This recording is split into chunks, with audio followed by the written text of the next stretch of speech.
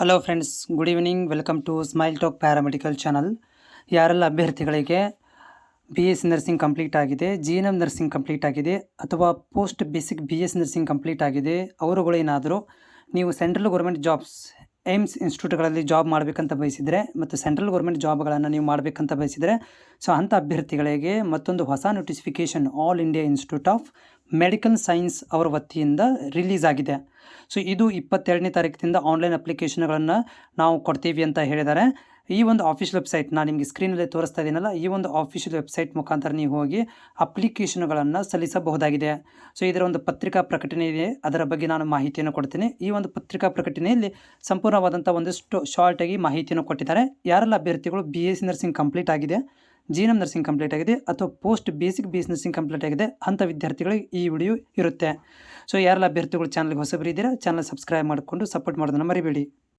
So friends, ಇಲ್ಲಿ ನೋಡ್ತಾ ಇದ್ದೀರಿ, ಈ ಒಂದು ಪತ್ರಿಕಾ ಪ್ರಕಟಣೆಯಲ್ಲಿ ಏನು ಕೊಟ್ಟಿದ್ದಾರೆ ಅಂತಂದರೆ, all India institute of medical science new Delhi ಇವರ ವತಿಯಿಂದ NORCET 9. ಸೊ ಇದು 9ನೆಯ ಒಂದು ನೋಟಿಫಿಕೇಷನ್ ಆಗಿರುತ್ತೆ. NORCET ಕೂಡ ಅಂತ ಕರಿತೀವಿ, nursing officer recruitment common eligibility test ಅಂತ. ಸೊ ಯಾರ ಅಭ್ಯರ್ಥಿಗಳು ಎಲಿಜಿಬಿಲಿಟಿಯನ್ನು ಹೊಂದಿದ್ದಾರೆ ಅಂಥವ್ರುಗಳಿಗೆ ಈ ನರ್ಸಿಂಗ್ ಆಫೀಸರ್ ಹುದ್ದೆಗಳನ್ನು ಇಲ್ಲಿ ಕರೆಯಲಾಗಿದೆ. ಆದರೆ ಸೊ ಇದೊಂದು ಕಾಮನ್ ಎಂಟ್ರೆನ್ಸ್ ಎಕ್ಸಾಮ್ ಮುಖಾಂತರ ನಿಮಗೆ ಭರ್ತಿಯನ್ನು ಮಾಡ್ಕೊತಾ ಇದ್ದಾರೆ. ಸೊ ಈ ಒಂದು NORCET 9 ಓಕೆ, ಇಲ್ಲಿ ಟೆಸ್ಟ್ 9ರ ರಿಕ್ರೂಟ್ಮೆಂಟನ್ನು ಸೊ ನಿಮಗೆ ಪೇ ಸ್ಕಿಲ್ ಆಗಿ 7ನೇ ಪೇ ಸ್ಕಿಲ್ಲನ್ನು ವೇತನವನ್ನು ಇಲ್ಲಿ ಕೊಡಲಾಗುತ್ತೆ. ಸೊ ಅದರ ಜೊತೆಗೆ ಏನಪ್ಪ ಅಂದರೆ ಪ್ರೇ ಬಾಂಡ್ಸ್ 9,300ದಿಂದ 34,800 ಪ್ರೇ ಏನಪ್ಪ ಅಂದರೆ ಇಲ್ಲಿ ಪೇ ಬಾಂಡ್ ಟು ಏನಪ್ಪ ಇದು ಮಾಡ್ಕೊತಾ ಇದ್ದಾರೆ. ಅಂದರೆ ನಿಮಗೆ ಪೇ ಸ್ಕೇಲ್ ಮ್ಯಾಟ್ರಿಕ್ಸ್ ಬರುತ್ತೆ, ಪ್ಲಸ್ ಪೇ ಗ್ರೇಡಲ್ಲಿ 4,600 ರೂಪಾಯಿ ಇರುತ್ತೆ. ಸೊ ಇದೊಂದು group B. Okay, so AIIMS new Delhi ಮತ್ತು ಅದರ್ ಇನ್ಸ್ಟಿಟ್ಯೂಟ್ಗಳಲ್ಲಿ ಖಾಲಿ ಇರುವಂಥ ವೇಕೆನ್ಸಿಗಳನ್ನು ಇಲ್ಲಿ ಭರ್ತಿ ಮಾಡ್ಕೊತಾ ಇದ್ದಾರೆ. ಅಪ್ಲಿಕೇಶನ್ ಹಾಕಲಿಕ್ಕೆ ಈ ಒಂದು ಲಿಂಕನ್ನು ನಾನು ಡಿಸ್ಕ್ರಿಪ್ಷನ್ ಕೊಟ್ಟಿರ್ತೀನಿ, ಆಲ್ ಏಮ್ಸ್ exams.ac.in. ಸೊ ನೀವು 22ನೇ ತಾರೀಕಿಂದ ಅಂದರೆ ಇವತ್ತಿಂದ 22ರಿಂದ ಮುಂದಿನ ತಿಂಗಳು 11ನೇ ತಾರೀಕು ತನಕ ನೀವು ಆನ್ಲೈನ್ ಅಪ್ಲಿಕೇಶನ್ಗಳನ್ನು ಸಲ್ಲಿಸಬಹುದು. ಕ್ರಿಟೇರಿಯಾ ಏನಿದೆ ಅಂದರೆ ಎಲಿಜಿಬಿಲಿಟಿ ಏನಿದೆ ಅಂತಂದರೆ, ಸೊ ನೋಡ್ತಾ ಇದ್ದರೆ BSc ನರ್ಸಿಂಗ್ ಕಂಪ್ಲೀಟ್ ಆಗಿರಬೇಕು, ವಿತ್ ನರ್ಸಿಂಗ್ ರಿಜಿಸ್ಟ್ರೇಷನ್ ಕೂಡ ಆಗಿರಬೇಕು, ಅಥವಾ ಪೋಸ್ಟ್ ಬೇಸಿಕ್ BS ನರ್ಸಿಂಗ್ಸ್ ಅದು ಕೂಡ ಆಗಿರಬೇಕು, ಅಥವಾ ಅಂತ ಹೇಳ್ತಾ ಇದ್ದಾರೆ ಪೋಸ್ಟ್ ಬೇಸಿಕ್ BS ನರ್ಸಿಂಗ್ ಅಥವಾ BSc nursing regular BS nursing complete ಆಗಿರಬೇಕು, ವಿತ್ ನರ್ಸಿಂಗ್ ಕೌನ್ಸಿಲ್ ರಿಜಿಸ್ಟ್ರೇಷನ್ ಕೂಡ ಆಗಿರಬೇಕು. ಅಥವಾ ಇನ್ನೊಂದು ಕಂಡೀಷನ್ ಏನಪ್ಪ ಅಂತಂದರೆ ಇಲ್ಲಿ GNM ನರ್ಸಿಂಗ್.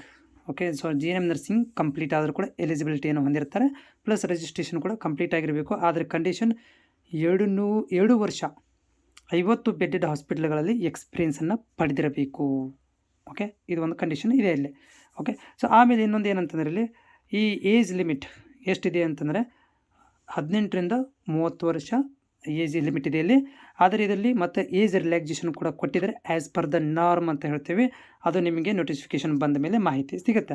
ಸೊ ನೆಕ್ಸ್ಟ್ ಏನಂತಂದರೆ ಇಲ್ಲಿ ಫೀಸ್ ನೋಡಿ, ನೀವು ಅಪ್ಲಿಕೇಶನ್ ಎಕ್ಸಾಮ್ ಫಾರ್ಮ್ ಫಿಲ್ ಮಾಡಲಿಕ್ಕೆ ಫೀಸ್ ಎಷ್ಟಿರುತ್ತೆ ಅಂದರೆ OBC ಮತ್ತು ಜನರಲ್ ಕೆಟಗರಿಯವರಿಗೆ 3,000 ರೂಪಾಯಿ ಇರುತ್ತೆ ಎಕ್ಸಾಮ್ ಫೀಸ್ ಓಕೆ, ಆಮೇಲೆ SC ST ಮತ್ತು EWC ಇಕನಾಮಿಕಲಿ ವೀಕರ್ದವ್ರಿಗೆ 2,400 ರೂಪಾಯಿ ಇರುತ್ತೆ.